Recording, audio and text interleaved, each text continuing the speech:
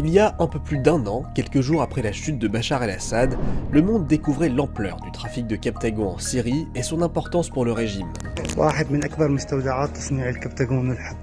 Ce qu'on vient de découvrir, c'est l'une des usines de fabrication de Captagon qui était le moteur principal de l'économie de Bachar el-Assad. Dès son arrivée au pouvoir, Charest et son gouvernement ont juré de combattre le trafic, promettant de purifier la Syrie. We will change the old perception that Assad regime put it on our image that Syria is exporter of the Captagon. Alors comment a évolué la situation depuis décembre 2024? On fait le point. Sur le terrain, en Syrie, plusieurs dépôts et usines ont été démantelés, comme ici à Latakia. والذي يوقع هذا المكان القريب من مرفأ اللاذقية. تم التحري وضبط المستودع التي تعود ملكيته للفرقة الرابعة ولماهر الأسد. Et c'est ce que confirme ce rapport du Bureau des Nations Unies contre la drogue et le crime. On y apprend que la fabrication du Captagon à grande échelle en Syrie a été fortement perturbée.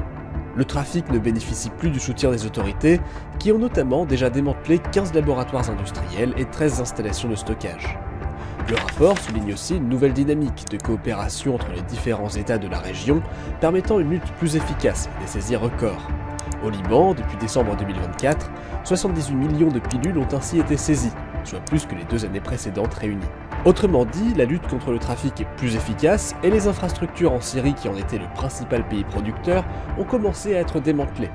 Le rapport indique que plusieurs signes montrent que la quantité de Captagon en circulation a bien diminué et que les prix ont augmenté.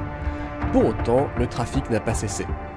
Des comprimés produits en Syrie avant la chute du régime continuent de circuler, et la production se poursuit probablement au Moyen-Orient, en passant parfois par de nouvelles routes, par l'Europe ou par l'Afrique du Nord, ou en traversant les frontières par de nouveaux moyens, comme des ballons ou des drones. Enfin, le rapport met en garde. Le recul du Captagon ne signifie pas la fin du problème. La désorganisation de sa production et de ses circuits de trafic pourrait favoriser un basculement vers la méthamphétamine, avec le risque d'une diffusion plus rapide et plus large de cette drogue dans l'ensemble de la région.